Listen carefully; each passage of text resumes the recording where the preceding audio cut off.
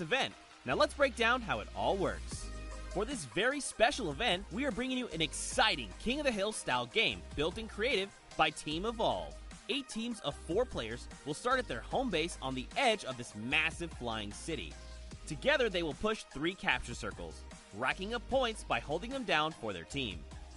As each team heads toward the capture points, they'll need to protect their team's VIP, who plays a key role in this game mode. If they get eliminated, they'll respawn at the team's home base. The VIP is the only player who can earn points for your team while in the capture circle, earning 3 points per second. They are also the only ones who can wield the Infinity Blade, which deals massive melee damage and enables the wielder to jump incredible distances. It's the rest of the team's job to make sure the VIP gets to the capture circle and stays there as long as possible without being eliminated. With 3 capture circles across the map, teams have to strategize to figure out which point they'll be able to hold. Pay attention to your surroundings, because if lots of teams are fighting for the same point, there could be an open circle elsewhere. Hold up. Did I say 3 capture circles? Actually, there's a 4th one. Partway through the match, the 4th capture circle in the center of the map will open up and will award 4 times more points per second than the others. But with high reward comes high risk. After each match, teams will be ranked based on how long they held the capture circles and earn overall points based on their rank in that game. Those points will be added to an overall leaderboard, and at the end of 6 matches, the team with the most points wins.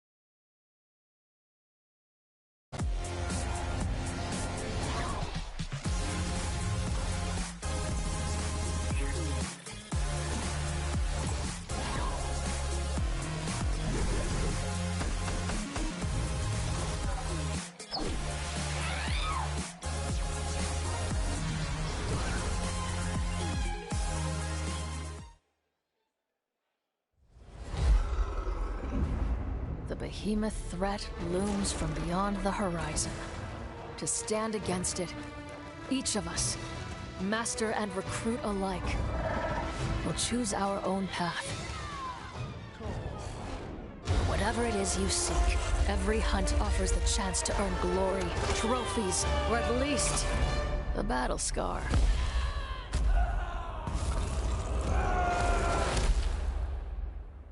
Ramsgate, an outpost at the edge of the world, has become our home. And as long as we draw breath, it will not fall.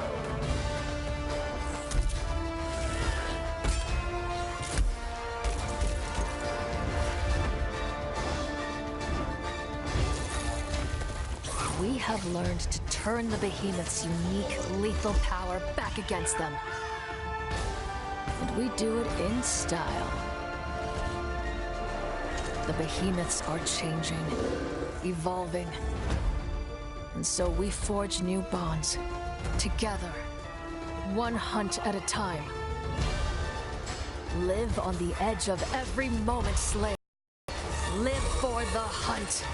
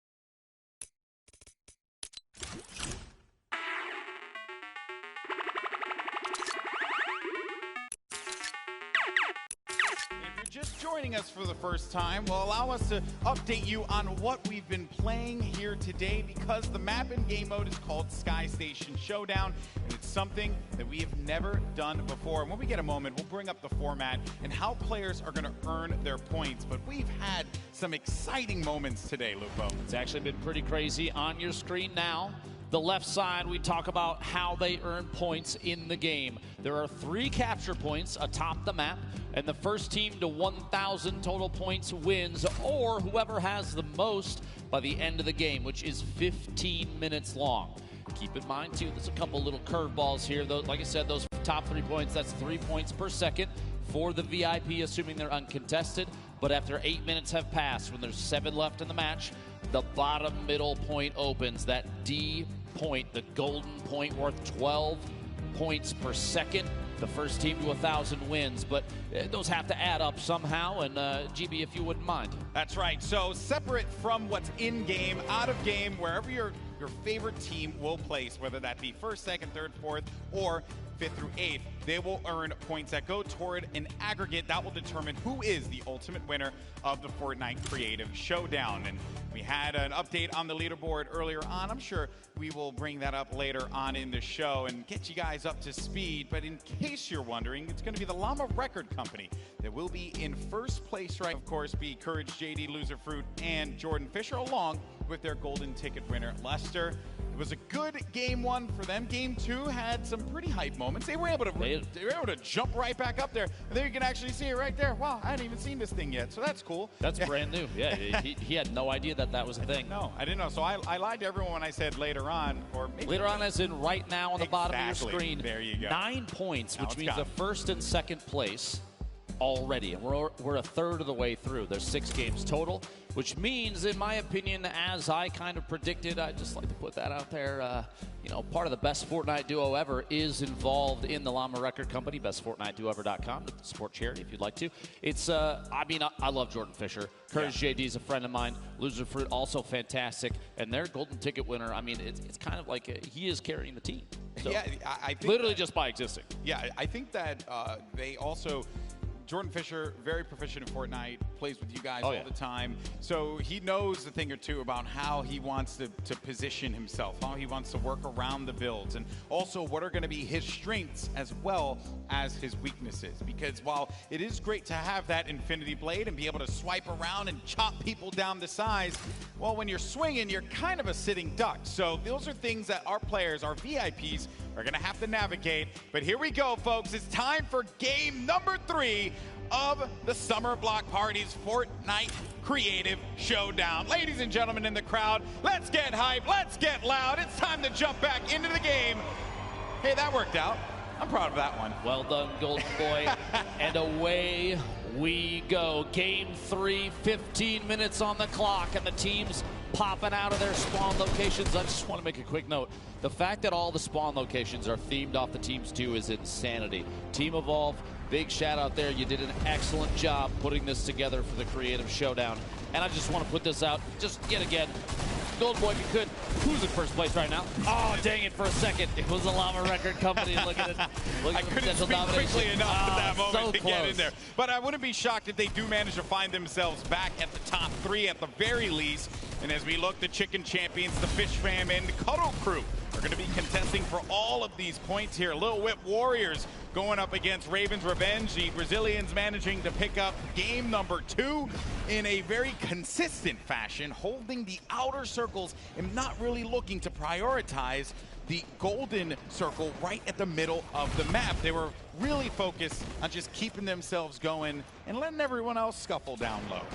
Early to mid-game, pretty important too. You build up enough buffer of points. You don't even necessarily have to jump down on the bottom, get involved in that chaos. But if you do want to get involved in the Summer Block Party, go to Twitter, use that hashtag Summer Block Party. Tag us in your favorite moments, especially Golden Boy. I want to see his phone explode on the desk, if you could, please. Yes, well, my battery's kind of low, Lupo. I don't know if I could deal with that now. That thing's not going to last too much longer. What is going on here? What am I looking at? Funky Fighters have opted to skybase in a creative mode? Okay. What is going on? I feel like this is the work of Laserbeam and Wildcat for sure. 100%. Look at it. They're setting up to drop in from above. This is ridiculous. In fact, look. I don't know if it's really, watch. he's going to just. Here's what they're doing. Look, look, look. They're dropping in. Watch for the elim in the bottom. One of them might get eliminated, and they're resetting. They're resetting for more materials because you spawn in with 5 builds. Yeah, that's not going to work out. What? Unless he hits the shot right here. Oh, Do it. for it. Oh, valiant effort there. Well, I would have run off the stage if Laser Beam would have hit that snipe. But honestly, he said coming into this that shenanigans was kind of the goal. He doesn't expect to win. He's still going to earn the money for charity, $50,000 split between 3. But man, you might as well build up into the sky and throw your body at him while you're at it, right? Imagine if they had just spent all that effort to build all of that around it. Someone just shot it down. You know, all those builds, all that effort. Don't suggest it. Somebody's going to hear it. I want to see how that plays out. Man, look at this base over here. What's going on? Okay, pushing in, takes Sharshock out. Raven's Revenge in 6th right now. Meanwhile, Lil Whip Warriors in 3rd at 93 points. And look, the Chicken Champions, we literally watched Chandler Riggs. Sundown talked about how his sword control has changed over time. They're holding 1st place at 213 points. They got it. I just want to point this out for the Little Whip Warriors. They need to get their VIP in a secure spot. Chandler Riggs is going to be out in the open for the Chicken Champions. There will be a member of the Sunshine Soldiers. That will be the VIP challenging the fight. Ends up disengaging, and here comes the Impulse Nades. But when you're the Infinity Blade player, you can fly up into the sky and come right back into it. The problem is you have no support from your squad members, and you're kind of going to be by yourself in those moments, and an easy target for anyone that's swarming you at that moment in time. Jordan Fisher back again, takes down Madison. Jordan actually sitting on 9 eliminations right now, the highest on this team by a mile. If you didn't know, Jordan Fisher is a musician, actor, he's a gamer. He performed on Broadway in the Tony Award-winning show Hamilton. He was on Dancing with the Stars. He can sing better than me by a mile. He's better, actually, I have a theory that he's actually a government experiment sent here to make the rest of the Fortnite players feel bad about themselves. Or he's just good at everything. Maybe Dr. Lupo, he's just like really talented. I refuse to believe that. Jordan Fisher actually eliminated. 11 minutes remaining in this match. Keep in mind at 7 left is when that 4th control point worth 12 points a second opens up. We've seen a couple different strategies evolve. Oh, Sharshock jumps right out of there from the shadows once again. These Ravens Revenge, I mean, they're kind of living up to this name, which I have to be very remiss to say if I'm not making a bunch of Raven puns. I'm very proud of myself. This is why they brought you on the casting crew, Golden Boy. You'd love to see it. Oh, the Impulse Nades.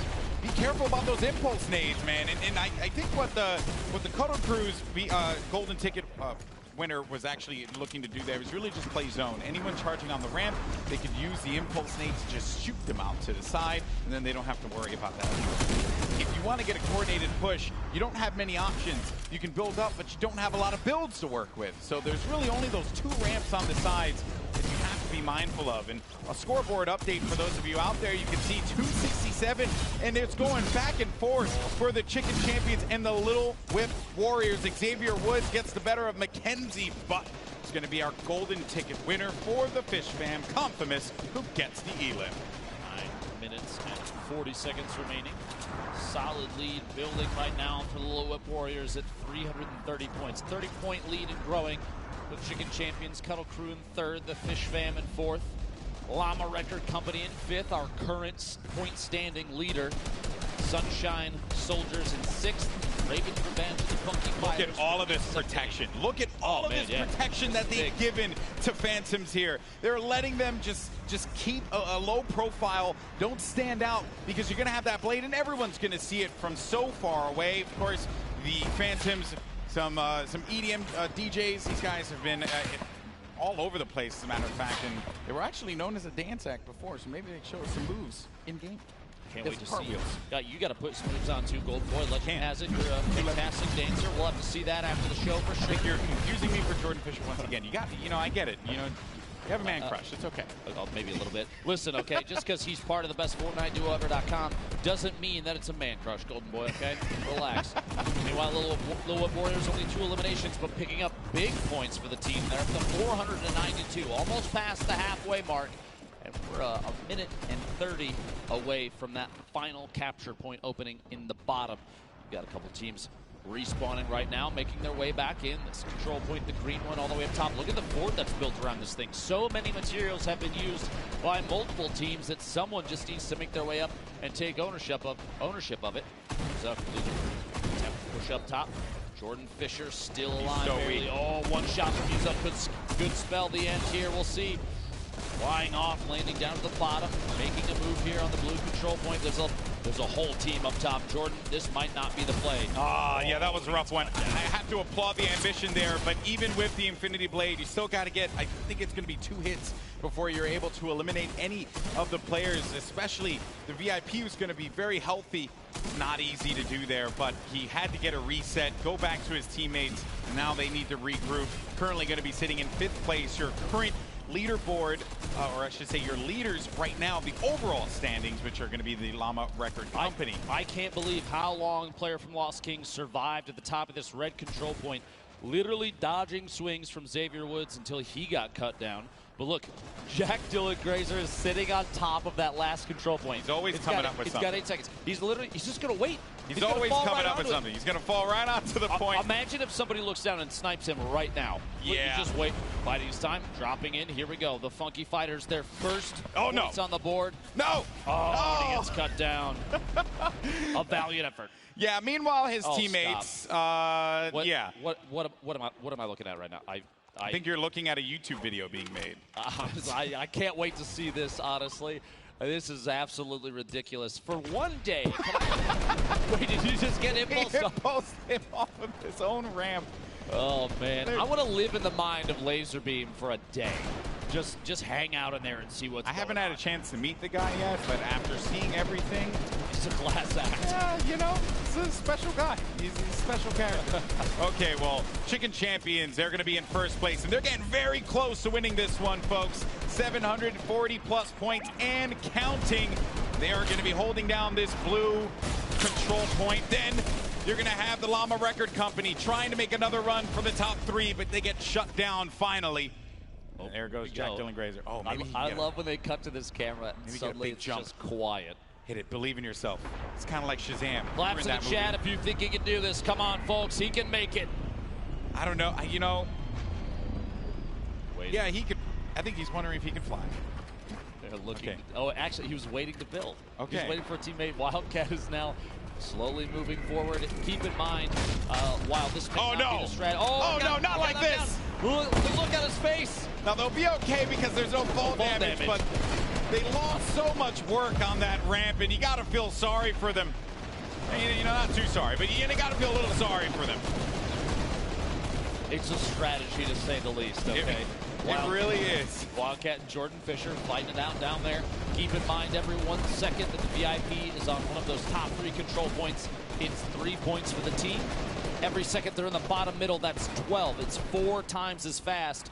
And with only 5 minutes left, it could be anybody's game, especially if they take ownership of that bottom there. But Chandler Riggs and the Chicken Champions have such a commanding lead, 171 points ahead of the Little Whip Warriors. And a lot of players that are going to be protecting their VIP. There's Chandler Riggs, though, running right behind One Shot Girl, just going in and just trying to bust on through to the structures that are there, just crush all of the wood that's going to be around and not allow them to get any time, be able to work around and build up any points. The Chicken Champions, they want to run away with this one. They want to pick up this W, Lupo.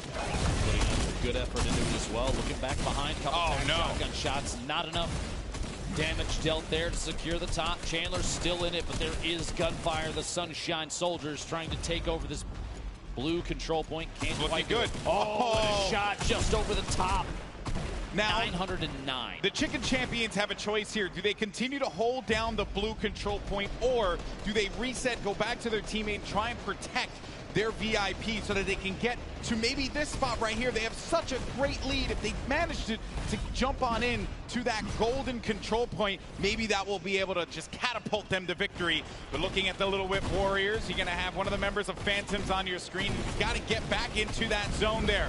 You also have the Llama Record Company lingering on about, but the Little Whip Warriors, they're going to hold it down.